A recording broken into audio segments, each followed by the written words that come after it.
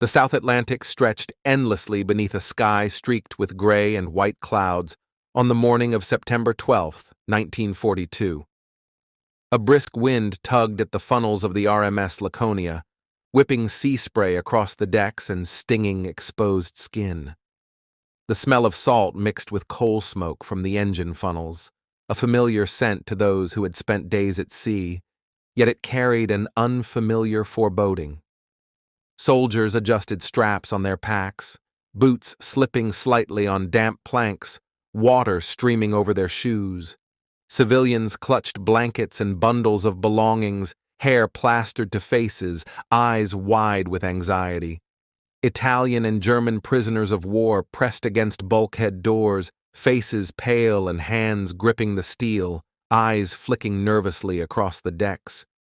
Children sat on crates, holding toys or blankets, small bodies trembling against the chill, ears filled with the hum of engines and the occasional metallic clang from below decks. Officers moved briskly, shouting instructions, counting heads, checking gear. Beneath the orderly routine, tension was tangible. The sea appeared calm, but below the surface, danger prowled silently. At 11:15 a.m., U-156, a German Type 9 C U-boat under Korvettenkapitän Werner Hartenstein, trailed the Laconia. The crew crouched at periscopes and hydrophones, calculating speed, distance, and course with precise care. Hartenstein's eyes never left the vessel. Hands steady on the controls, he observed the deck teeming with life.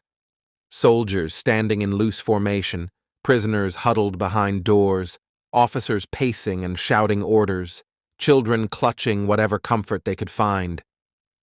The calculations completed, he gave the order. Torpedoes were fired at 11:48 a.m., streaking silently through the ocean toward the unsuspecting liner. The impact was sudden and catastrophic. One torpedo struck the starboard side, detonating with a muffled metallic roar that rattled bulkheads and shattered windows. Water surged into lower compartments, slamming prisoners and crew against walls. Screams pierced the morning as chaos erupted across decks and corridors. Soldiers tripped over debris, prisoners pounded on doors they could not open, children clung desperately to parents or siblings. Officers shouted orders over the panic, attempting to maintain some semblance of calm. The ship tilted violently to starboard, steel groaning under the sudden weight of incoming water. Lifeboats swung against the sides, some capsizing immediately, tossing their occupants into the cold, rolling waves. Crew and passengers alike fought to stay upright as decks flooded and the ship's bow pitched with the swell. Minutes later, Hartenstein surfaced his U-boat. Retreat was possible, yet he made a remarkable decision. He would attempt to rescue survivors. Orders were shouted, and crewmen scrambled to deploy ropes and lifeboats. Survivors were hauled aboard from rafts and floating debris. Children were wrapped in blankets, water passed in tin cups. The wounded lifted onto the cramped deck. Hundreds of people crowded the small vessel, leaning against railings, perched on hatch covers, clinging to each other for balance as the U-boat pitched in the Atlantic swell. Waves slammed repeatedly against the hull, drenching everyone aboard. Crew coordinated meticulously, moving the most vulnerable first, gesturing and using broken phrases to communicate across language barriers. Soldiers, prisoners, and civilians clung together, each step calculated to prevent further disaster. Blankets, small portions of food, and water were rationed sparingly. The U-boat was never intended to carry so many, yet through order and care, a rescue began to take shape. The calm of the rescue was shattered at 2:30 p.m. A U.S. Army PBY Catalina appeared overhead, circling the surfaced U-boat. It identified the vessel as a German submarine and began a low pass, strafing the water. Depth charges were released, each explosion sending a spray of water and debris into the air. Survivors were thrown from lifeboats, some clinging desperately to overturned rafts or floating wreckage. Screams filled the air as chaos renewed itself. Hartenstein ordered the U-boat to continue rescue operations, raising Red Cross flags and broadcasting repeated messages that civilians and POWs were aboard. Hull and deck shuddered with each blast. Water washed over those aboard.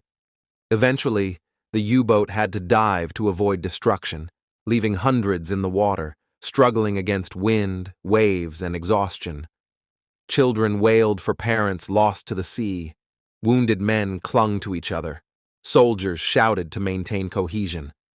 The Atlantic was merciless, yet those still afloat fought desperately to survive. Below decks of the Laconia, compartments that had been filled with prisoners flooded rapidly. Some Italian POWs were trapped, banging against bulkheads. Others managed to force doors and scramble toward the upper decks, only to be swept away in the torrent of water. Soldiers and crew alike assisted where possible, forming human chains to pull those struggling toward lifeboats. Officers on deck coordinated launches in a frantic sequence, shouting over the wind and roar of waves, prioritizing children and the severely injured. Every movement required balance against the rolling deck and the spray-driven wind. The smell of salt, diesel, and the acrid tang of fear filled the air. Even as they struggled to survive, small acts of courage emerged. A soldier lifting a child onto a lifeboat, a crewman handing blankets to the soaked and shivering. The sinking continued relentlessly. Lifeboats were tossed, some capsized, others collided. Survivors were swept into the ocean, clinging to fragments of the vessel. Waves pounded endlessly, exhausting every effort to stay afloat. For hours, people clung to life rafts and floating debris. The U-boat crew, cramped and working tirelessly, attended to each survivor brought aboard, offering water, blankets, and reassurance where they could. The decks were slippery with seawater, bodies pressed together, some crying, some silent in shock. Every handhold and gesture counted. The smallest misstep could result in death. As night fell, those still afloat faced another battle. Waves rose higher, and exhaustion threatened survival. Some survivors drifted for hours, unconscious at times, only to awaken clinging to fragments of wreckage. Small groups huddled together, using makeshift signals to maintain cohesion. Rescue vessels began arriving over the following days, pulling survivors from the cold, relentless ocean. Allied and neutral ships took aboard those rescued, tending to injuries, offering blankets, and providing food and water. Survivors recounted harrowing tales. Children reassured by strangers, soldiers supporting the injured, civilians encouraged by the small acts of humanity amid widespread death. In total, approximately 1,600 lives were lost. Hundreds survived through the U-boat rescue and subsequent recovery by Allied and neutral vessels. The German Navy issued the Laconia Order, forbidding commanders from attempting rescues of survivors from sunken ships, acknowledging the extreme danger and moral weight of such decisions. Survivor accounts, naval logs, and official reports confirm the precise chronology. The torpedo strike at 11:48 a.m., U-156's rescue operations, the air attack, and the dispersal of survivors across the Atlantic. The event shows the extremes of human courage, fear, and compassion, juxtaposed against the uncontrolled violence of war. The torpedoing of the RMS Laconia remains one of the most extraordinary maritime events of World War II.